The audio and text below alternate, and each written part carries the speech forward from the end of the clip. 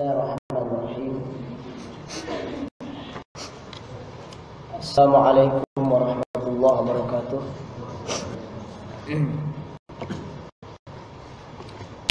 Innal hamdalillah nahmaduhu wa nasta'inuhu wa nastaghfiruh wa natubu ilaih wa na'udzu billahi min shururi anfusina wa sayyiati a'malina. May yahdihillahu fala mudilla lahu wa may yudlil fala hadiya lahu. Asyhadu an la ilaha illallah wahdahu la syarika lah wa asyhadu anna Muhammadan abduhu wa rasuluh sallallahu alaihi wa ala alihi wa ashabihi wa man ittaba'a hudahu ila yaumiddin. Qala rabbuna azza wa jalla ya ayyuhalladzina amanu taqullaha haqqa tuqatih wa la tamutunna illa wa antum muslimun. Ya ayyuhannasu taqu rabbakumul ladzi khalaqakum min nafsin wahidah wa khalaqa minha zawjaha wa batha minhuma rijalan katsiran wa nisaa'a. Ayyuhalladzina amanu taqullaha wa qulu qawlan sadida yuslih lakum a'malakum wa yaghfir lakum dhunubakum wa may yuti'illaha wa rasulahu faqad faza fawzan 'azima. Amma ba'd. Fa inna khairal hadits kitabullahi azza wa jalla wa khairal huda huda Muhammadin sallallahu alaihi wa ala alihi wa sallam wa syarrul umuri muhdatsatuha fa inna kulla muhdatsatin bid'ah wa kulla bid'atin dhalalah wa kulla dhalalatin wa ahliha finnar. Ikhwani wa akhwati fillah, hafizani wa hafizakumullah. Sebagaimana yang sering kita terangkan di kajian-kajian kita, bahwa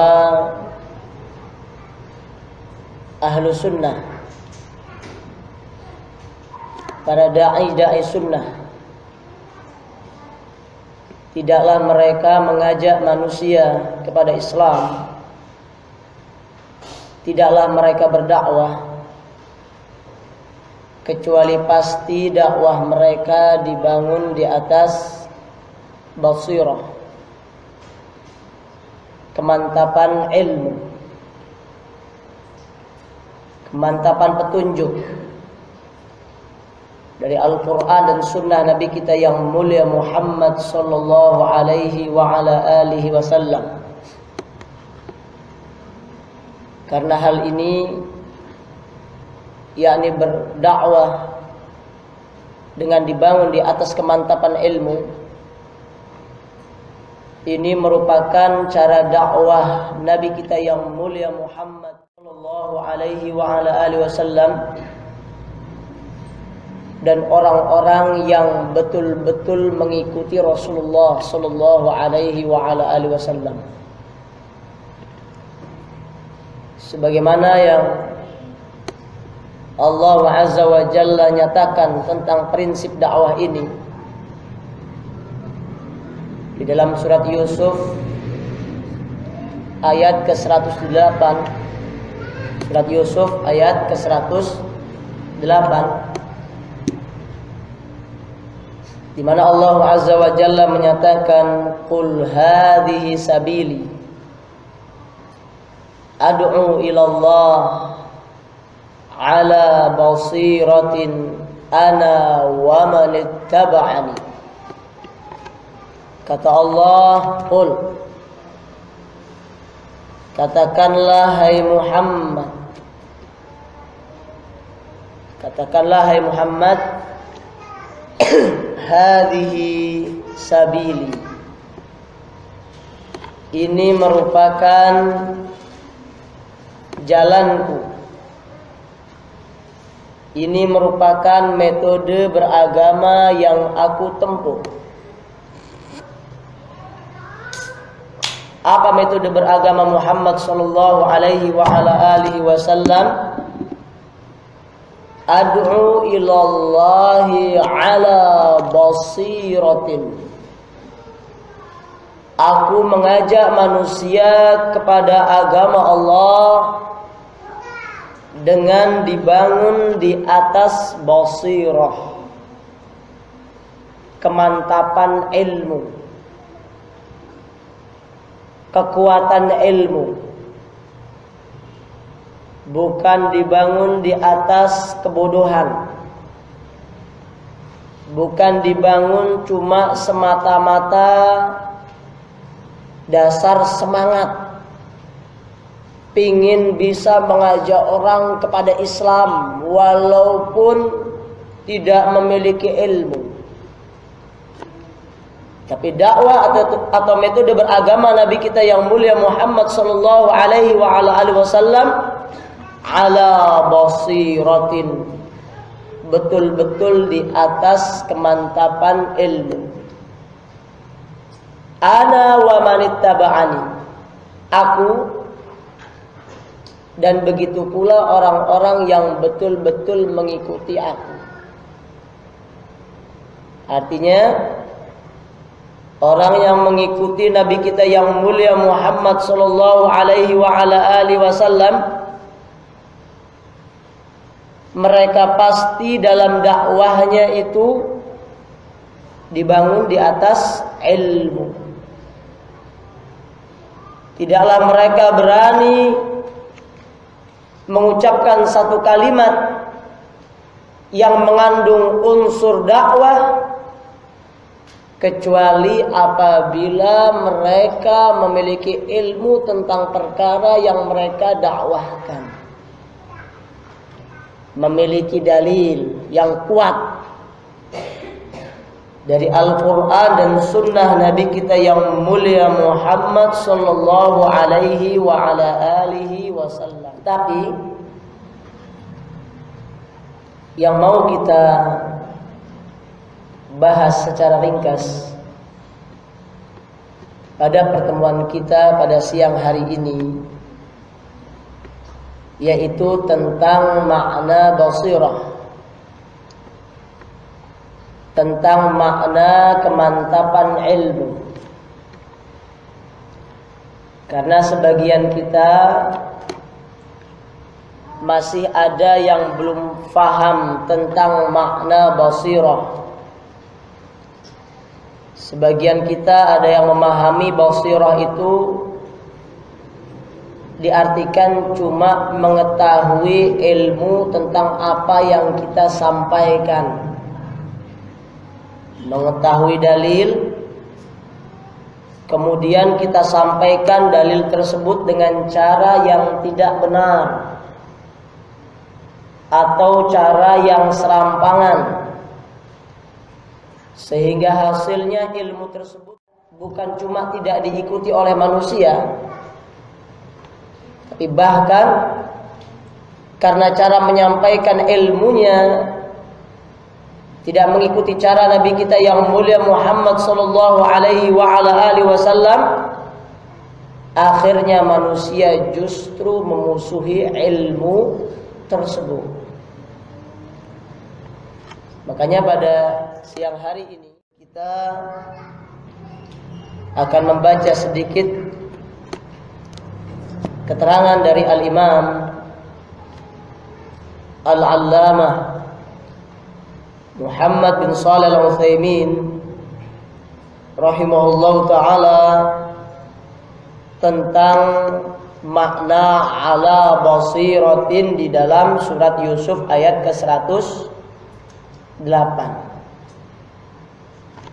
Kita ambil keterangan beliau dari kitab Al-Qaulul Mufid, Syarah Kitab Tauhid.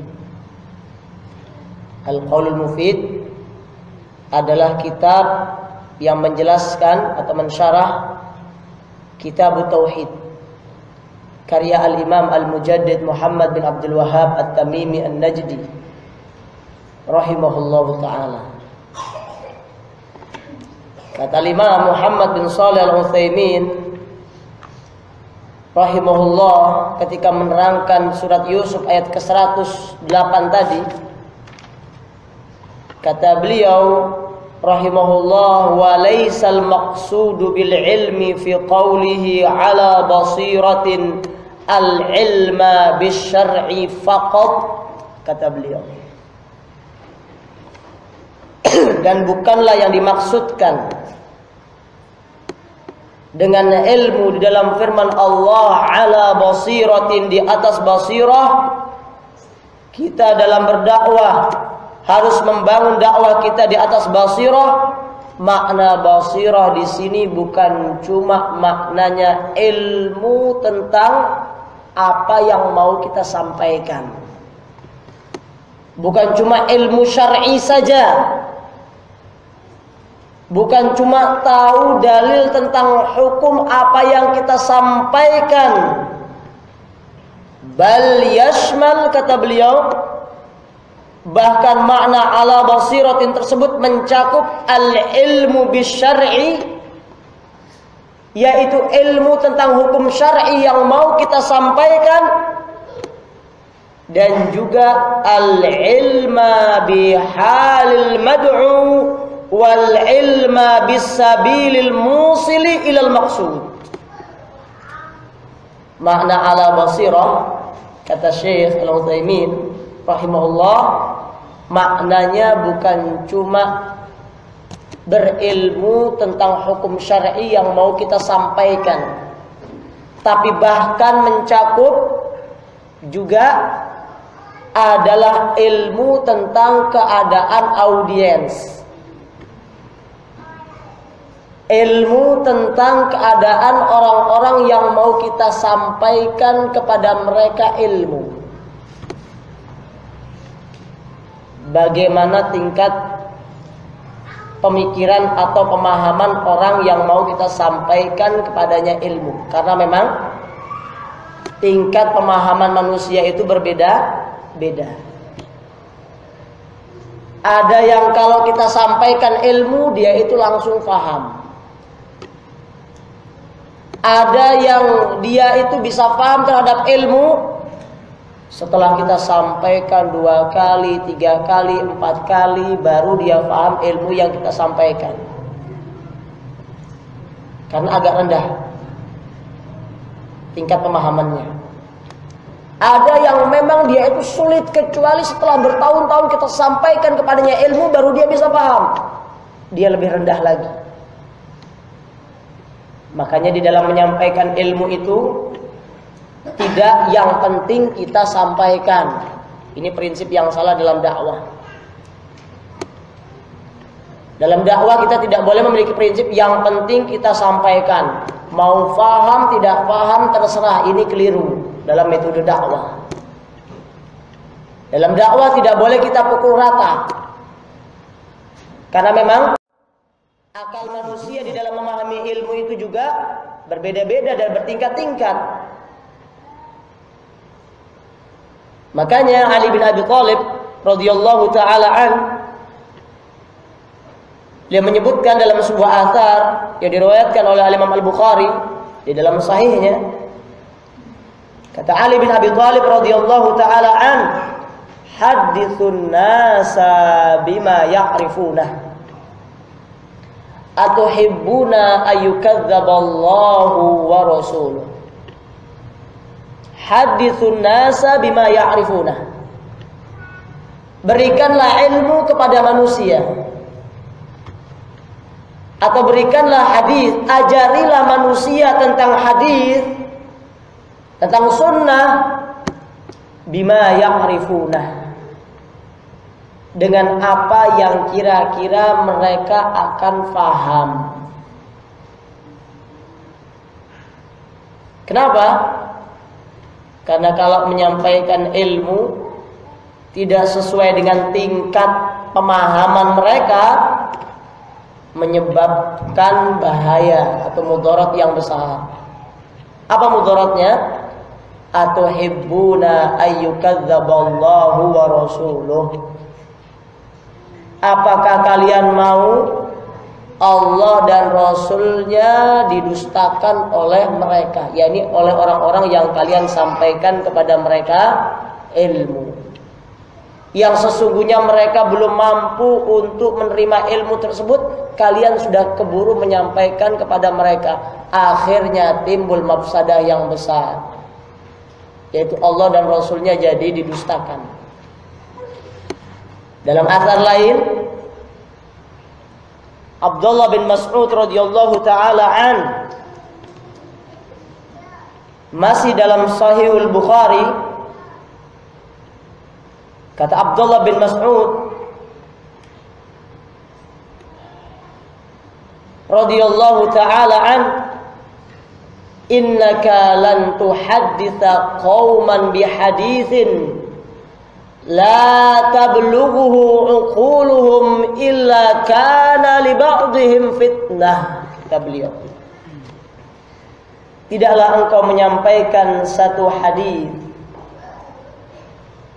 kepada satu kaum, la tablughuhu uquluhum, yang hadis ini sesungguhnya belum bisa mereka fahami dengan benar, tapi karena ketergesa-gesaan kita di dalam menyampaikan ilmu, illa kana li ba'dihim fitnah. Kalau cara kalian demikian di dalam berdakwah, niscaya ilmu yang kalian sampaikan itu akan menjadi fitnah atas sebagian yang lainnya. Semakin banyak ilmu yang kalian sampaikan, semakin menyimpang audiens dakwah kalian dari jalan Allah. Semakin sering kalian menyampaikan ilmu kepada orang-orang yang sesungguhnya akalnya belum bisa menerima ilmu tersebut, maka akan semakin kuat dan semakin banyak penentangan terhadap ilmu tersebut dari sebagian manusia.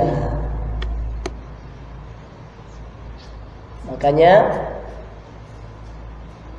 kita sebagai orang-orang yang Allah Azza wa Jalla telah titipkan kepada kita sebagian ilmu, di mana kita juga diharuskan untuk berdakwah, kita harus ingat bahwasannya makna dakwah di atas basirah itu bukan cuma berdakwah dibangun di atas ilmu tentang apa yang kita sampaikan, tapi juga kita harus mengerti tingkat pemahaman orang-orang yang akan kita sampaikan kepada mereka ilmu. Kemudian kata Syekh Al-Utsaimin, yang ketiga, yaitu juga kita diharuskan di antara makna basirah adalah al-ilmu bisabilil musili ilal maqsud, yaitu kita diharuskan untuk berilmu tentang cara, tentang jalan, tentang metode yang akan menyampaikan kepada manusia tentang tujuan dakwah kita. Jadi seorang dai harus mengetahui atau mencari metode, cara bagaimana kira-kira ilmu tersebut bisa mereka pahami dan bisa mereka ikuti. Jangan sekali-kali berdalih dengan sabda Rasulullah sallallahu alaihi wa ala alihi wasallam, Qulil haqqa walau kana murrah. Pernah dengar gak hadis? Ucapkanlah oleh kalian kebenaran walaupun pahit. Sering dengar kita hadis?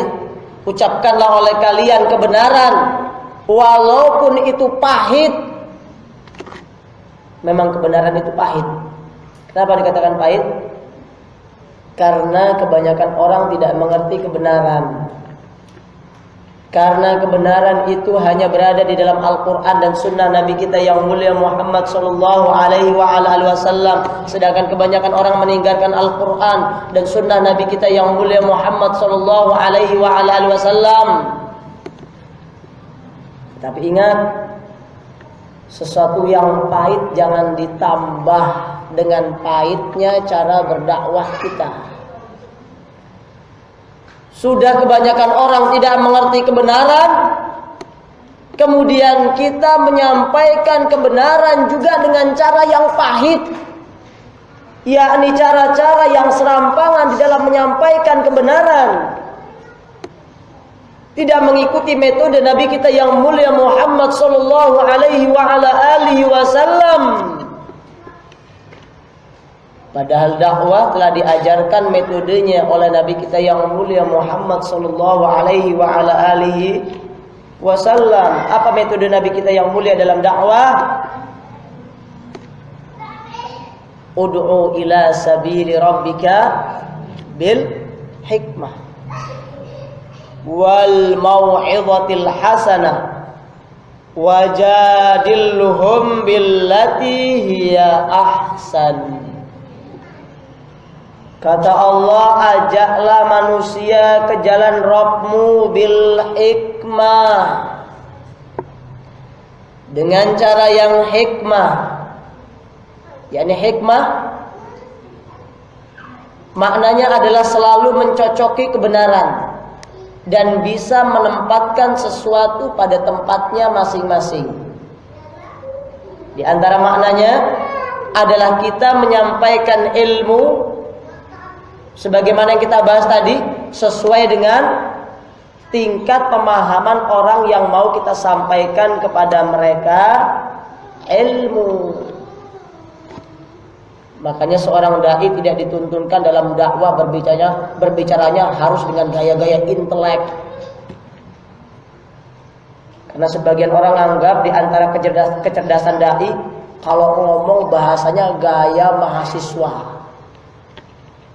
Datang ke kampung yang kebanyakannya orang itu nggak sekolah, bahasanya bahasa mahasiswa. Yang orang kampung tersebut wahnya bukan karena paham ilmu, tapi apa? Wah, mahasiswa yang ngomong. Tapi apa yang disampaikan kepada mereka ilmu nggak paham sama sekali. Karena apa? Gaya bahasanya terlalu tinggi. Yang tingkatan orang biasanya belum mengerti bahasa-bahasa intelek tersebut. Makanya nggak perlu ada istilah bahasa yang harus terlalu intelek. Kita menyampaikan ilmu sesuai dengan gaya bahasa yang orang yang kita dakwah itu paham. Makanya tidak salah kalau ada sebagian dai berdakwah di kampung-kampung dengan mengikuti gaya bahasa orang kampung tersebut yang di Pulau Jawa.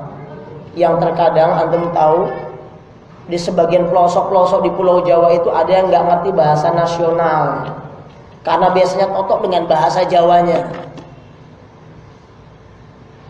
Di kampung-kampung Sunda juga demikian. Di kampung-kampung yang lainnya di pulau selain daripada Pulau Jawa juga demikian. Ada orang yang kalau kita pakai bahasa nasional nggak paham, mau nggak mau dengan bahasa mereka. Dan ini termasuk daripada makna hikmah di dalam berdakwah. Ya, makanya seorang dai di dalam berdakwah dia bukan cuma diharuskan mengerti ilmu tentang apa? Tentang apa yang mau dia sampaikan, tapi dia juga harus tahu cara. Bagaimana ilmu yang dia sampaikan itu bisa dipahami oleh manusia. Walhamdulillah terlebih lagi kalau mau diikuti oleh mereka. Ya. Kemudian apa? Dalam metode dakwah selain hikmah, yaitu wal mau'izatil hasanah, memberikan nasihat. Wal mau'izatil hasanah, memberikan nasihat-nasihat yang baik, nasihat-nasihat yang sekiranya akan membangunkan orang yang tadinya telah terjatuh ke dalam sekian banyak kesalahan, mengembalikan orang-orang yang telah jauh dari petunjuk Nabi kita yang mulia Muhammad sallallahu alaihi wa ala alihi wasallam. Kemudian cara selanjutnya wajadilhum billati hiya ahsan. Kalau timbul penentangan dari orang-orang yang kita sampaikan kepada mereka dakwah, maka kita tempuh cara yang ketiga, yakni debat mereka, tapi apa?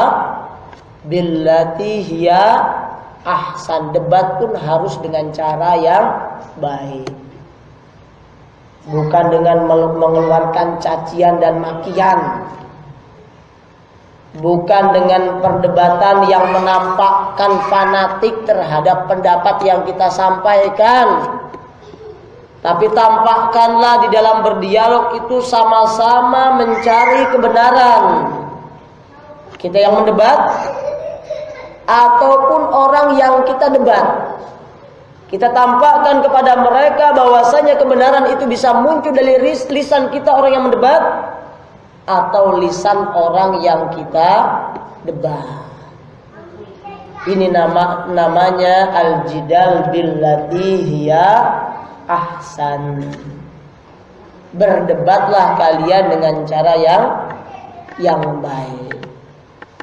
Maka ikhwani wa akhwati fid din azakumullah, dengan keterangan dari al-Imam Al-Allamah Muhammad bin Shalih Al-Utsaimin rahimahullah ta'ala, ini jelas bagi kita, bagi orang-orang yang sudah mulai tergerak hatinya untuk mengikuti jalan Rasulullah dan jalan para sahabatnya, yaitu dakwah. Metode beragama Nabi kita yang mulia Muhammad sallallahu alaihi wasallam dan para sahabatnya dalam beragama adalah mereka mau bangkit untuk berdakwah. Mereka bangkit untuk mau selalu mengajak manusia kepada agama Allah Azza wa Jal. Tapi ingat, tadi telah kita bahas bahwasanya dakwah itu harus dibangun di atas apa? Basirah, kemantapan ilmu. Mencakup ilmu tentang apa yang mau kita sampaikan, mencakup ilmu tentang keadaan audiens dakwah kita, mencakup ilmu tentang cara bagaimana menyampaikan ilmu tersebut kepada manusia. Berarti syarat menjadi dai itu banyak. Cerdas tentang hukum agama Allah, dan ini tentu paling utama, yakni mengerti ilmu tentang Al-Quran dan Sunnah Nabi kita yang mulia Muhammad sallallahu alaihi wasallam. Dan yang dikatakan ilmu adalah ilmu yang diambil dari Al-Quran dan Sunnah Nabi kita yang mulia Muhammad sallallahu alaihi wasallam. Bisa meneliti Al-Quran, bisa meneliti Sunnah Nabi, dan hasil kopas, apa itu kopas? Copy paste itu bukan ilmu. Dan ini apa? Termasuk perkara yang sekian banyak pemuda dan pemudi terjatuh di dalamnya. Mentang-mentang tulisan tersebut bawa Quran, bawa Sunnah Nabi, ketika buka Facebook, qala Allah Ta'ala, qala Ibnul Qayyim Al-Jauziyah, qala sahabah, langsung kita sebarkan tanpa kita teliti. Benar enggak Allah berkata demikian?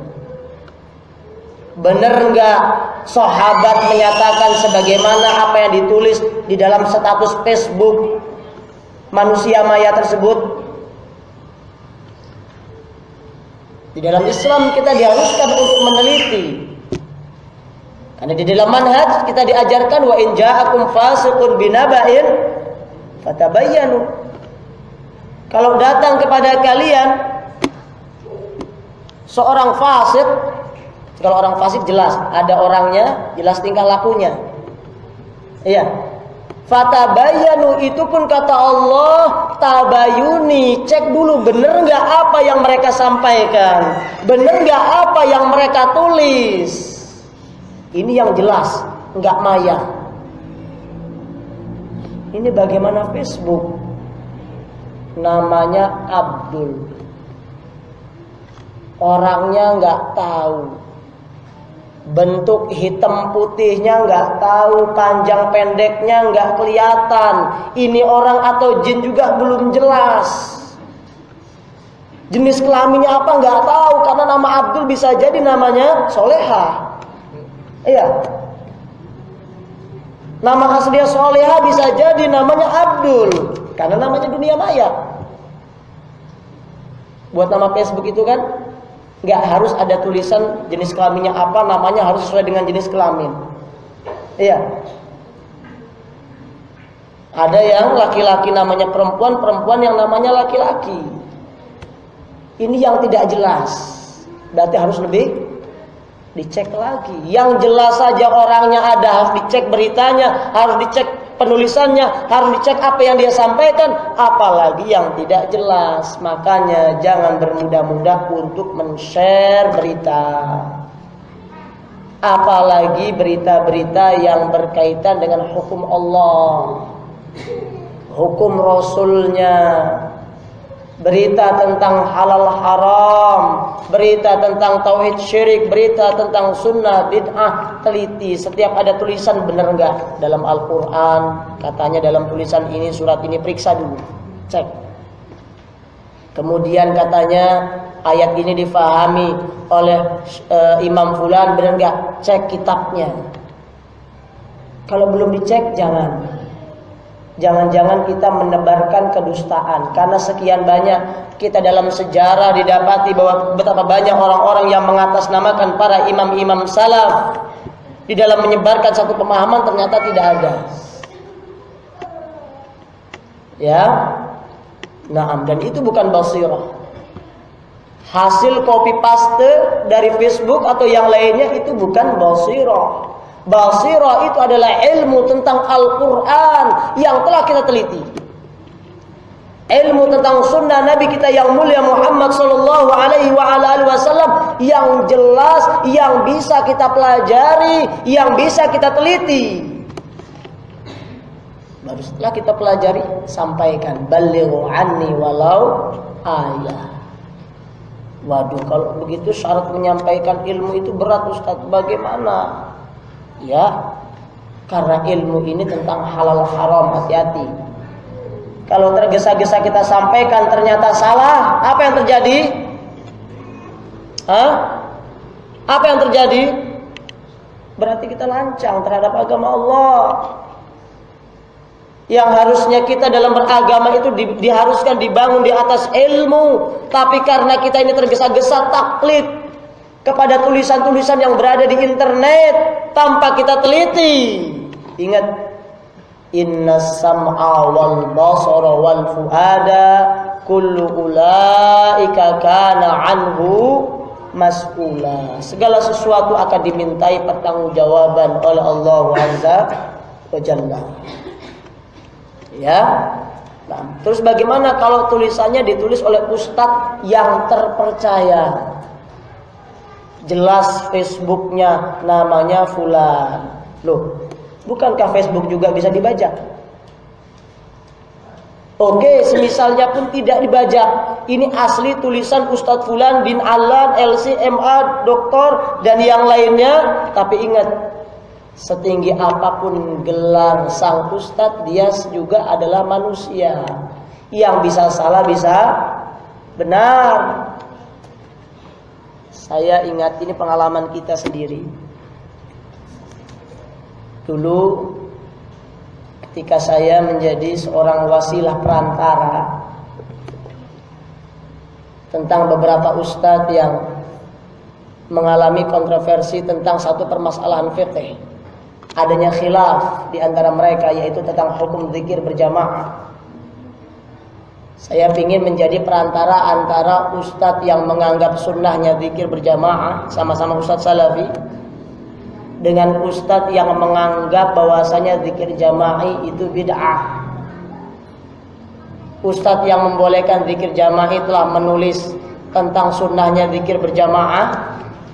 Kemudian ustadz yang lainnya membuat tulisan bantahan terhadap tulisan ustadz-ustadz yang membolehkan zikir berjamaah.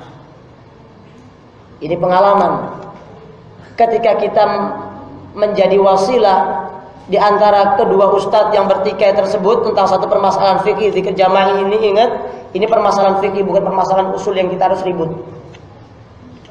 Karena telah warid di dalam kitab-kitab para ulama ussalaf tentang adanya khilaf dalam perkara demikian. Saya ingat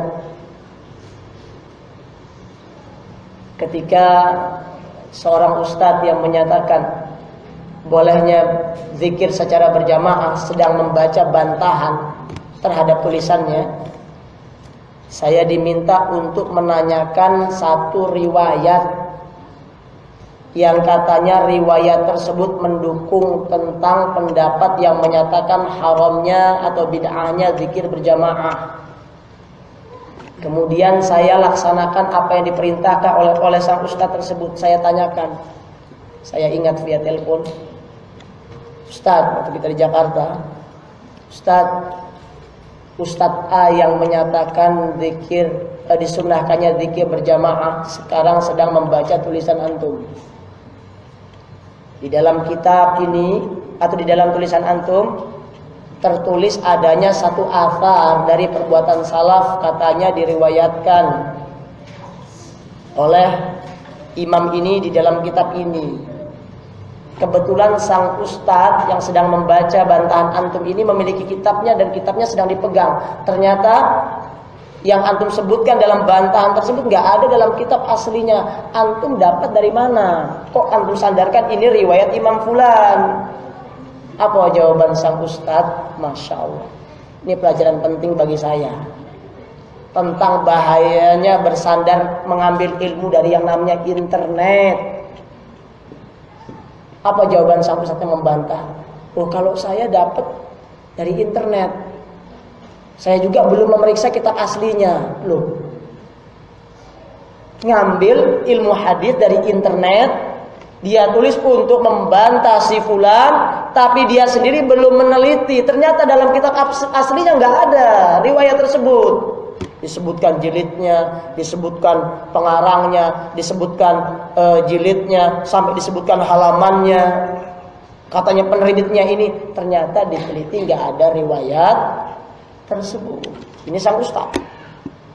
Sekian lama menimba ilmu dari Asy-Syaikh Al-Allamah Shalih bin Fauzan bin Abdillah Al-Fauzan, bukan menimba ilmu dari saya.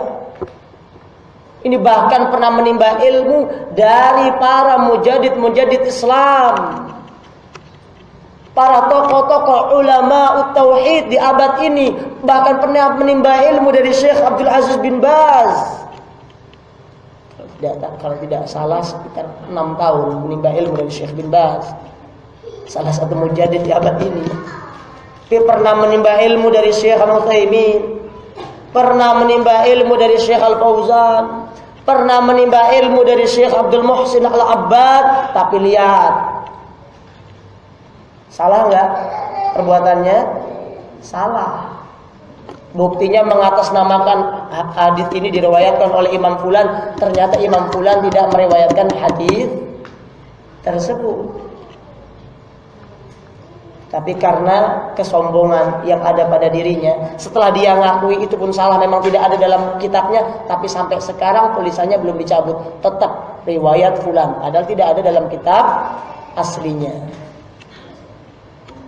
Makanya ini seorang dai yang dianggap thiqah, terpercaya di kota Jakarta, memiliki sekian ribu murid. Lihat, ketika sandaran ilmunya cuma Asy-Syaikh Al-Allamah Al-Mujaddid Google, akhirnya demikian. Setiap ada permasalahan, kita kan dalam Islam harusnya fas'alu ahla dzikri. Iya, bertanya itu kepada ahlul Tapi yang dipraktikkan fasalu ahla Google in kuntum la ta'lamun. Akhirnya demikian. Terjadi kedustaan. Menukilkan riwayat mengatasnamakan Imam Fulan, tetapi Imam Fulan ternyata tidak menukilkan riwayat tersebut. Ya. Nah, makanya kalau mau berilmu tentang agama Allah, kembali kepada kitab kita.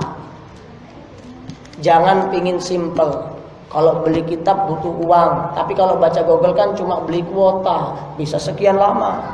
Tapi kalau beli kitab, nih satu kitab ini saja, Al-Qaulul Mufid paling tidak 150.000, cuma satu kitab.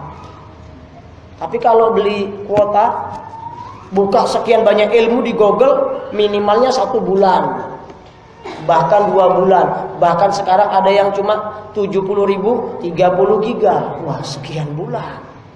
Maka wawasan ilmu akan terbuka di yang namanya kitab Google. Ada kitab baru, kitab yang namanya Google. Umat bertanya, Google menjawab. Padahal subhanallah kalau jujur baca kitab Al-Qaulul Mufid, Syarah ala Kitab Tauhid, sekuat apapun antum membaca, insya Allah nggak akan paham. Kenapa? Karena nggak paham bahasa Arab. Oke, terjemahannya kita beli, bisa nggak menghabiskan 1 minggu? 2 jilid. Bisa nggak menghabiskan 1 bulan? Belum tentu. Padahal masya Allah lautan ilmu ada di antaranya dalam kitab Al-Qaulul Mufid. Salah seorang mujaddid di abad ini yaitu Al-Imam Muhammad bin Shalih Al-Utsaimin rahmatullahi alaih. Makanya saya ingatkan khususnya ikhwan dan akhwat yang biasa ngaji di Majelis Ta'lim At-Tauhid untuk mengambil ilmu itu dari jalur yang benar. Jangan pingin cepat tapi akan menimbulkan sekian banyak mafsadah. Sabar. Bacalah kitab-kitab para ulama atau hadirilah kajian-kajian yang memang betul-betul kembali kepada kitab-kitab para ulama. Jangan kajian-kajian hasil daripada bacaannya terhadap kitab Google dan yang lainnya atau yang semisalnya. Ya. Nah, masya Allah.